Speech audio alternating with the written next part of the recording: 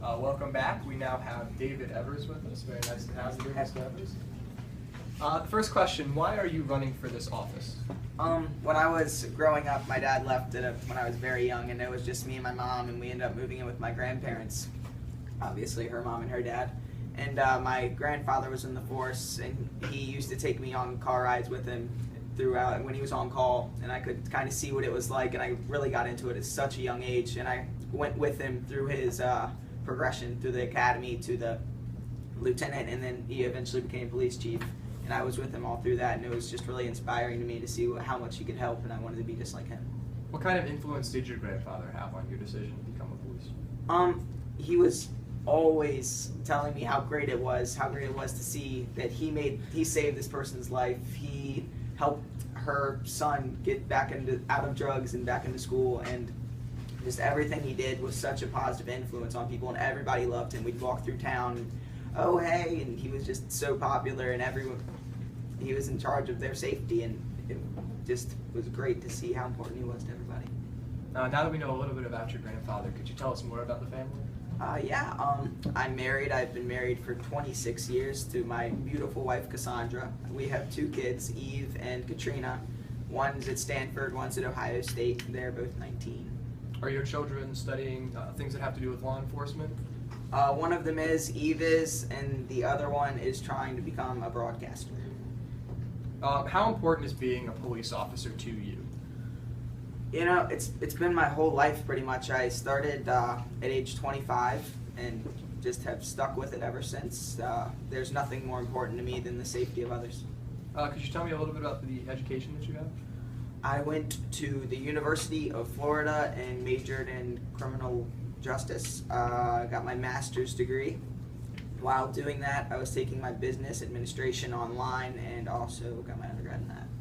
How could you use your business degree to your advantage with this position? Well, it was business administration, so it was kind of like an in-charge class, like how to lead, and obviously that is very important as police chief. You have a whole group under you, and you need to be able to tell them what to do effectively without being bossy, and also be forceful. So between that class and working with your grandfather, you think that you're going to have the effective leadership skills necessary? Yes, I do believe that.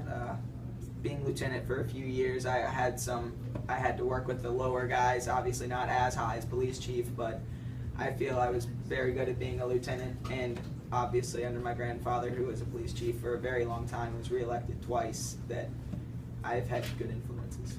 Could you tell me some more about the other jobs that you've had as well? I worked at my grandma's restaurant from like age 18 to 24 while I was in college, just needed the job. She was the owner, but I helped to manage it, and also helping out with the leadership part. So family and relationships seem very important to you. They're very important to me. My family, my girls, they went up through the system just like everyone else did, and always very protective over my wife and my kids, and when I was growing up with my grandma and my grandfather. What kind of ties to the area do you have? Been here my whole life, except for when I was at college. Came home when I could, in love with the town. Best place in the world. One of the problems that's continuously coming up with all of our law enforcement candidates are the gang issues here. What exactly do you see being the problem with the gangs, and how do you plan on fixing them?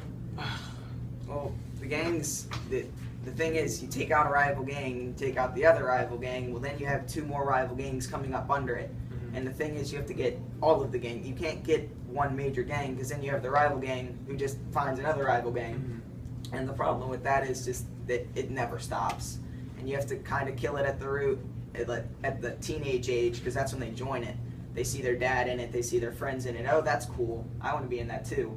And then before you know it, they're breaking into houses, killing people, and you have to kill it there, and then that'll stop it from generation to generation. Hopefully you don't have those kids getting influenced by their parents. Do you think the same is true with the drug issue? The same is true with the drug issue, like what they say about tobacco. You see your dad chewing tobacco as a kid, and you're like, okay, well, maybe that's not so bad, and you grow up doing it. It's the same kind of thing with drugs. You walk in on your mom doing a drug sometime, you're going to be like, oh, it's not a big deal. My mom did it. I can do it, right? And then that's a major problem. How important are keeping the public schools safe? Public schools is one of the biggest places of influences. You're trying to stick in with the cool kids, and drugs with them, cool kids. I want to be cool. I'll do that too. So the same thing with the parents and the tobacco. They all build off of each other, seeing what each other do, and if you can kill it there, then it'll stop everywhere. You obviously have an incumbent that you plan on beating. Do you think that you have the skills necessary and the ideas that you can really use in order to gather enough votes? Yes, Mr. Riley did a stand-up job for these last 4 years. There are a few policies that can be focused on more than others. Illegal immigration is another serious problem in Florida. You have people coming up from Cuba, and we need a little stricter Coast Guard. I mean, I'm 100% okay with regular immigration, and his policy is good, but to build on that would be better. Okay. And then he focused on 2 rival gangs during his 4 years, which very important.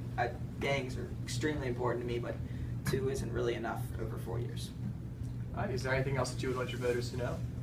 Yeah, I want my voters to know that my grandfather, my influence my whole life, died due to gang violence. He was in action, and I know how important it is for you to lose someone to crime, lose anything to crime, whether it's just someone breaking into your house. I know how important safety is to all of you, and I want you to know that is my #1 priority.